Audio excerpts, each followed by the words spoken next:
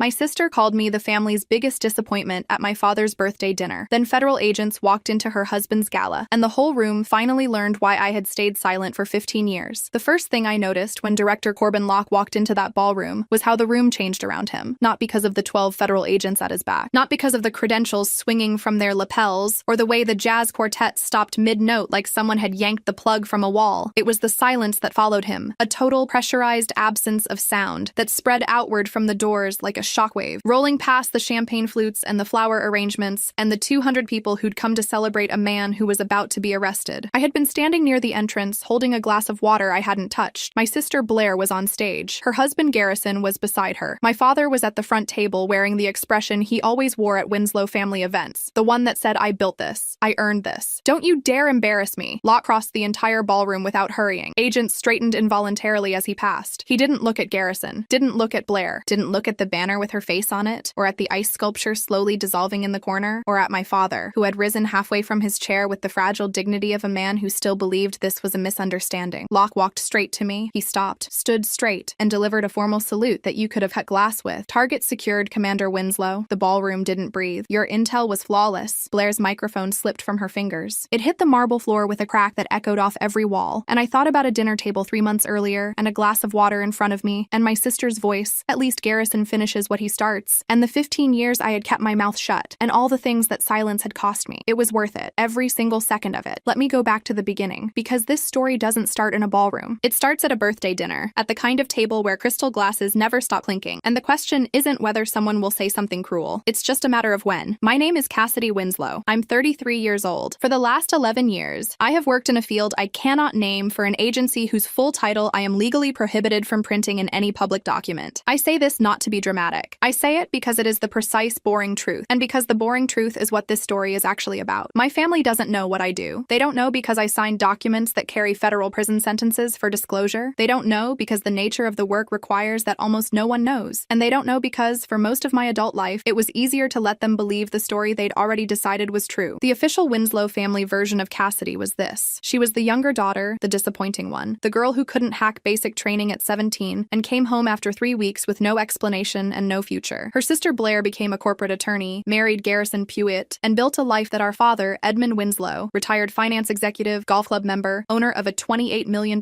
investment portfolio, could brag about at dinner parties. Cassidy floated. Cassidy drifted. Cassidy didn't own a home and showed up to family events in clothes that didn't impress anyone and answered questions about her career with vague half-sentences that confirmed everyone's suspicions. I was used to it. I had made peace with it. Then Garrison started laundering money through my father's retirement accounts, and I had to decide how much peace I was actually willing to live with. The dinner was my father's 68th birthday, the Harrington Club. Private dining room. 8 people, not counting the servers, who moved through the room with the careful invisibility of people paid very well to not exist. Edmund Winslow at the head of the table. Blair to his right, Garrison beside her. My Aunt Patricia, who I genuinely like and who exists in this family as a kind of diplomatic buffer, across from me. 2 of my father's colleagues. Me near the end, with water in front of me because I don't drink at events where I might need my full faculties. Garrison had just announced his fund closed a merger at $47 million.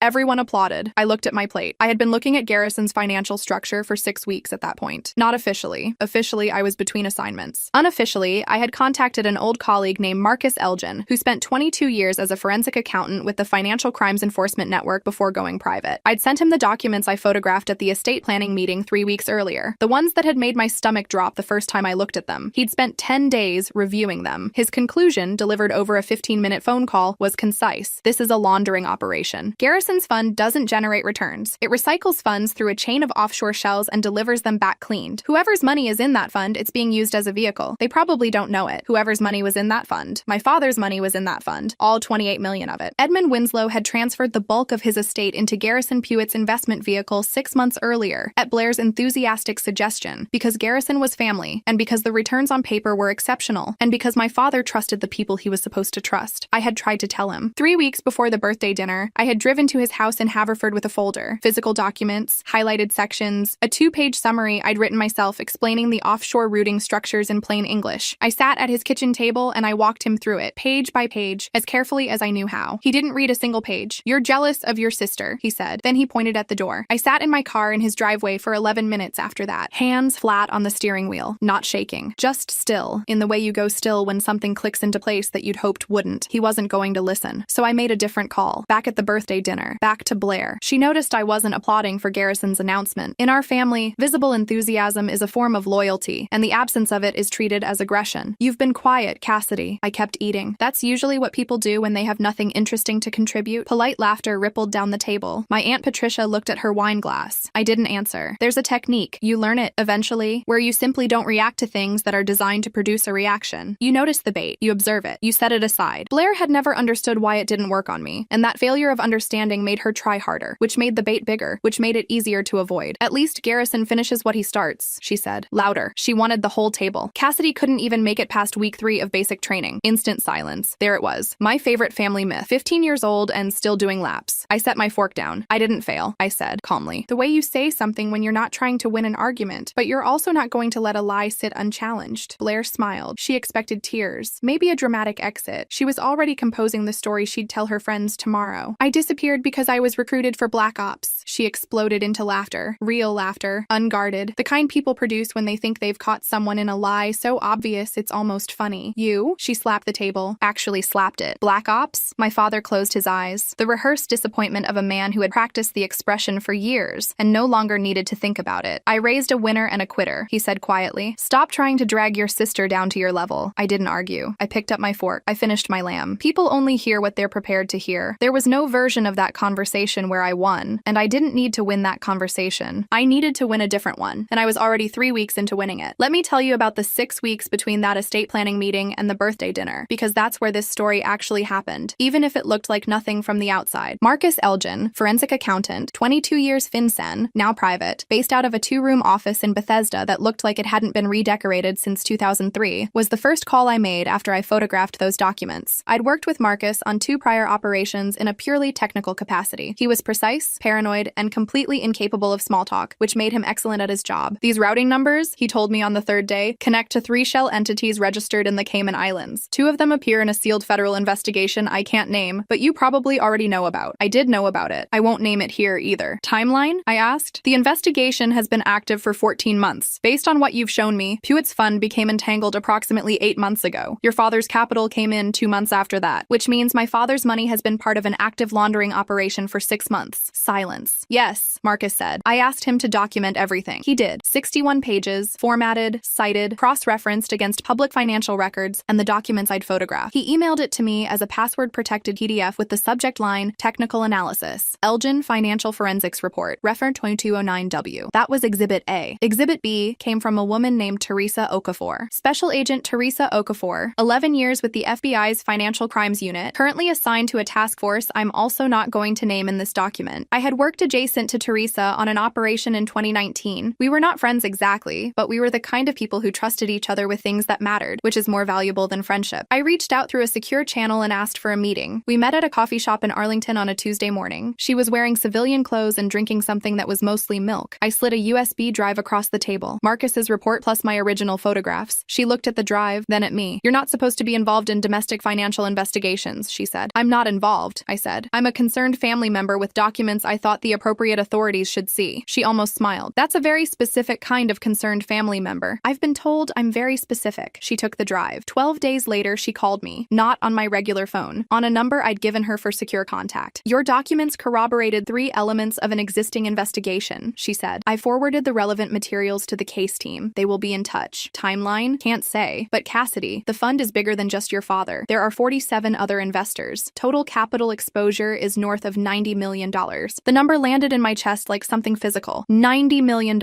47 other families. The money of 47 people who trusted Garrison Puett because he had a firm handshake and an excellent haircut and a wife who wore diamond bracelets and smiled at the right moments. I need to know when it moves, I said. I'll do what I can. That was the last time I spoke to Teresa before the gala. The weeks between that call and Blair's charity gala were the hardest of the whole 6 months. Not operationally hard. I've operated in conditions that make a waiting period look like a vacation. Personally hard. The kind of hard where you're watching someone you love walk towards something terrible, and you've already done everything you can do, and all that's left is to wait and trust the process, and hope the process moves faster than the damage. My father called me 4 times during those weeks. Twice to talk about Garrison's fund, which was showing extraordinary returns on paper. Once to ask if I was coming to Blair's gala. Once at 11:30 on a Wednesday night just to talk. We talked for 40 minutes about nothing in particular. His golf game, a documentary he'd watched, a restaurant restaurant he wanted to try. He sounded content, happy even. I sat on the phone and listened to my father be happy and thought, he doesn't know. He has no idea that in some conference room somewhere, federal agents are looking at documents that have his name on them. He has no idea that the money he worked 40 years to accumulate is currently passing through shell accounts in the Caribbean. I didn't tell him. I couldn't. Not because of legalities this time, but because telling him would have changed his behavior, and changed behavior was observable, and observable changes could compromise an active investigation and let Garrison move funds, alert co-conspirators, and disappear. I had already seen what happened when I tried to tell him with a folder and highlighted pages and plain English. He had pointed at his door. So I went to Blair's gala. The Sterling Crest Hotel ballroom seated 300. The night of the gala, it held 212 people, which I know because I had arrived early and counted, out of habit. Banners with Blair's photo hung from the ceiling. She was being honored for her contributions to a childhood literacy foundation, which was real, whatever else was true. The jazz quartet was good. The champagne was better than it needed to be. I was standing near the entrance when Blair found me. "Glad you came," she said. She sounded like she meant it about 40% of the way. "You invited me out of courtesy," I said. "You never disappoint in that regard." A smile that had been practiced in mirrors. "Nobody expects anything from you." I nodded, took a small sip of my water. Garrison crossed the room toward the stage at 8:15. He had the energy of a man fully inhabiting his own myth, shoulders back, hand extended to every person he passed, the kind of practiced warmth that costs nothing and buys everything in rooms full of people who want to believe in something. At 8:22, Blair gestured for me from the stage. Public test. Final humiliation. The Winslow family tradition of using audiences as leverage. She extended the microphone. I looked at it, then at her. "No." The smile flickered. "Come on, Cass. Just say a few words." "No." Garrison stepped off the stage. He moved toward me with the specific body language of a man who uses physical proximity as a dominant signal, close enough to be uncomfortable, voice low enough that only I could hear. "You are a pathetic nobody," he said. "You should be grateful we let you through the door." I looked at him, then at Blair, then at my watch. 8:29 p.m. Right on schedule. "You're out of time, Garrison." His face did something complicated. Confusion, then irritation, then the early flickers of something that looked very much like fear, though he didn't know why yet. Then the ballroom doors opened, 12 federal agents in coordinated formation, dark suits, credentials visible, the kind of deliberate movement that isn't hurried because it doesn't need to be. Every variable has already been accounted for, every exit is already covered, and the only thing left to do is execute. The jazz quartet stopped mid-song. Every champagne glass in the room froze. The lead agent, Special Agent Derek Holt, 13 years with the Financial Crimes Enforcement Network, a man I recognized from a briefing photograph Teresa had included in one of her messages, moved directly toward the stage, not searching, not scanning the room for his target. He already knew exactly where to go, because I had given them the seating chart 3 days earlier, along with a floor plan of the ballroom. Garrison's color left his face in stages, first the cheeks, then the forehead, then something behind his eyes. Blair actually laughed, a nervous, disbelieving sound. "There must be some mistake," she said. Nobody answered her. Agent Holt reached the stage. He didn't climb it. He simply stopped at its base, in a position that made it physically clear that Garrison Pewitt was not going to step off that stage in any direction other than the one they specified. "Mr. Garrison Pewitt," he said, loud enough for the entire room. "Do not leave your current position." The warrant was read aloud. Federal charges, financial crimes, money laundering, conspiracy to defraud investors. Each count landed in that room like something dropped from a height. Between counts, you could hear the ice sculpture melting. My father stood slowly from the front table. His wine glass, a burgundy he'd ordered specifically for the occasion, I'd heard him mention it on the phone, slipped from his fingers and shattered on the marble floor. I watched his face. I have done difficult things in my professional life. I have been in situations that required a specific kind of stillness, where everything depended on your ability to feel nothing until you were somewhere safe enough to feel it. I had practiced that stillness for a long time, but watching my father's face in that moment, watching 68 years of certainty fold into something small and frightened, was the hardest thing I have done since my mother's funeral. He looked at Garrison. He looked at the agents. He looked at Blair, whose composure was finally, genuinely cracking. Not the practiced crack of a woman performing vulnerability, but the real thing, ugly and uncontrolled. Then the crowd parted. Director Corbin Locke entered the ballroom. I had met Locke twice before, both times briefly. Silver-haired, unremarkable suit, the kind of face that doesn't perform anything. Not authority, not warmth, not menace. He simply was the most authoritative person in any room he entered, the way a fulcrum is the most important part of a lever without looking like anything in particular. He had been director of the relevant agency for 9 years. He was the person I had ultimately reported to, through about 7 layers of intermediary, on the operation that had just concluded. He was also not required to be here. He came anyway. He crossed the ballroom without looking at Garrison, without looking at Blair or my father or the 200 shell-shocked guests. He walked with the unhurried certainty of a man who has already decided exactly where he's going, and that destination was a woman in a plain dark dress standing near the entrance with a glass of water she hadn't touched. He stopped in front of me. The ballroom was so silent I could hear my own breathing. He stood straight, and he delivered a crisp, formal salute, the kind that means means something specific, that carries rank and recognition and the acknowledgement of work done under conditions that couldn't be acknowledged any other way. Target secured, Commander Winslow. He let it land. Your intel was flawless. Blair's microphone hit the marble floor. And my father, who had pointed at his door, who had told me I was trying to drag my sister down to my level, who had spent 15 years perfecting the expression of practiced disappointment, sat back down into his chair like the bones had left his body. I could see it happen in real time. The birthday dinner, the documents he'd refused to read, the folder with the highlighted pages, every dismissal, every assumption, every "you're jealous of your sister," all of it arriving at once, recontextualized, rearranged into something his 68-year-old understanding had to completely rebuild from the foundation. The daughter he'd called a quitter had just saved everything he owned. I'll tell you what happened after, because people always want to know. Garrison Pewitt was arrested that night. He was remanded without bail given flight risk assessment. The subsequent federal indictment named 11 co-conspirators across 3 countries. The Cayman shell entities were frozen within 72 hours. Of the $90 million